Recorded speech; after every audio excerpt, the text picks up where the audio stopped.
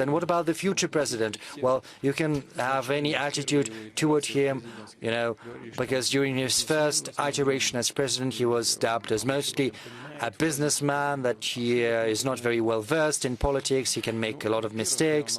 But from the outset, I can tell you that his behavior when there was an attempt on his life, I was impressed.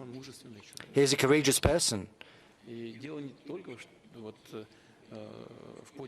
And it's not just about the hand he raised and his call to fight for their common values and ideals. Of course, there was a rush of adrenaline, but a person shows their true color in these emergencies.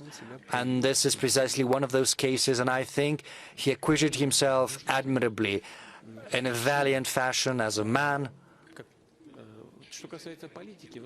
As far as politics is concerned, I don't know, during his first presidency, I don't know whether he's going to hear that, but I think I'm going to say that regardless. I think he was harassed by everyone on all sides, bullied. He was afraid of making a step to the left or to the right, saying the wrong thing. I don't know what's going to happen right now during his new presidency, because this is going to be his last presidency.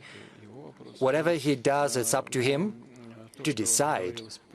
But what he's been saying publicly up until now, I would be loath to comment on what was said during the electoral campaign, because, that was a deliberate thing to fight for votes.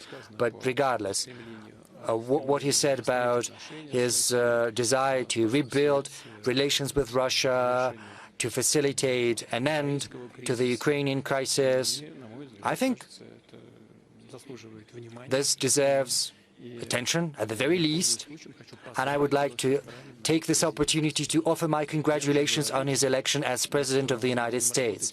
As I said before, we are going to work with any head of state that is going to garner the trust of the American people, and this is what's going to happen in practice. And if he does what he has been promising, before the inauguration, if he makes a phone call, if he says, Vladimir, let's meet, I don't think it would be beneath me to call him myself.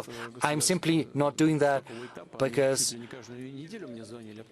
at a certain point, the European Western leaders were calling me almost every week, and then they stopped all of a sudden, and you see we're still healthy, very well, we're developing. If anyone among them wants to rebuild contacts, as I said, we have nothing against that. We're always open. We will rebuild these contacts and have a sincere discussion.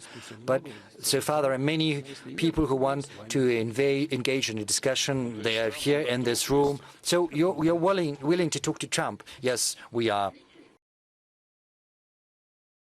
Thanks for watching. Stay updated about breaking news and top stories on the NBC News app, or follow us on social media.